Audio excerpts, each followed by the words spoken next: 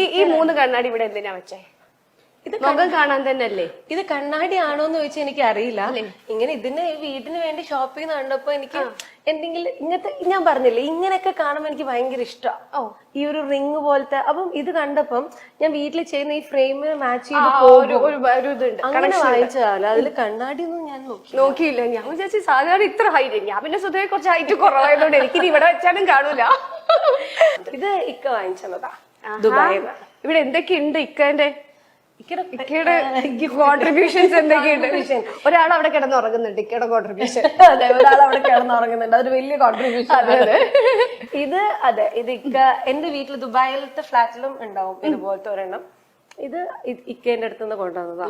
പിന്നെ ഇക്കയുടെ കോൺട്രിബ്യൂഷൻ എന്ന് പറയുന്നത് ഒരു വലിയ കോൺട്രിബ്യൂഷൻ. ഇതാ ആ കോൺട്രിബ്യൂഷന്റെ ആൾക്കാർ കളിക്കുന്ന സാധനങ്ങളൊക്കെ ഇപ്പൊ ഇവിടെ ഇട്ട് വെക്കല പണി. ഇവിടെ ഇത് ബേബിക്ക് വേണ്ടി സെറ്റ് ചെയ്ത പ്ലേസ് അല്ല. ഞാൻ കഷ്ടപ്പെട്ട് ABC ഭയങ്കരമായിട്ട് പൈസ. ഇപ്പൊ ആൾക്കാർ എന്നെ ഭയങ്കരമായിട്ട് ട്രോൾ ചെയ്യുന്ന അറിയാം. പക്ഷെ ഇത് കുറച്ച് എക്സ്പെൻസീവ് ടൈൽസ് ആണ്.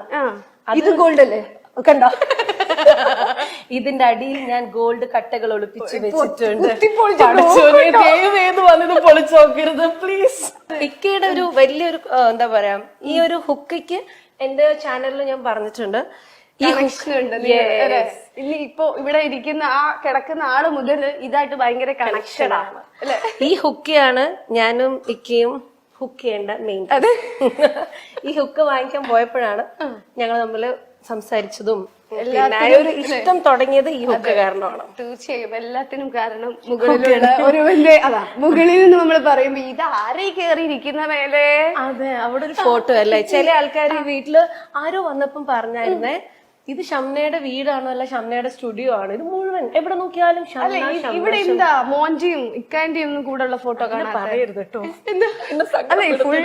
ഇല്ല, ഞാൻ ചെയ്യാൻ കൊടുത്തിട്ടുണ്ട്. നിങ്ങൾ നേരത്തെ ഇന്റർവ്യൂവിന് വന്നത് കൊണ്ടാണ്. അടുത്ത പ്രാവശ്യം ഇന്റർവ്യൂവിന് ഇതിന്റെ നടുക്ക് ഞാനും ഇക്കയും മോനുമായിട്ടുള്ള ഫോട്ടോ. ഇതിന്റെ മുകളില് ഇത് ഉപ്പച്ചിയും ഡാഡി, മമ്മി, ഞാൻ. അവരുടെ സ്ഥാനം അവിടെ തന്നെ. ഓബ്വിയസ്ലി ഇതെന്റെ 2 ചക്കരകൾ. ഇപ്പം വന്ന ആൾക്കാർക്ക് പിന്നെ സത്യം. ഓക്കെ, ഇതിപ്പോ ഒരു ബേബി ഏരിയ ആയി മാറി അല്ലെ? ഇതിപ്പോ മോന് 6 months ആണെന്നല്ലേ പറഞ്ഞത്? 6 months ഉള്ള ആളുടെ സാധനങ്ങളാണ് ഇതെല്ലാം. മമ്മിയുടേതാണ് കേട്ടോ.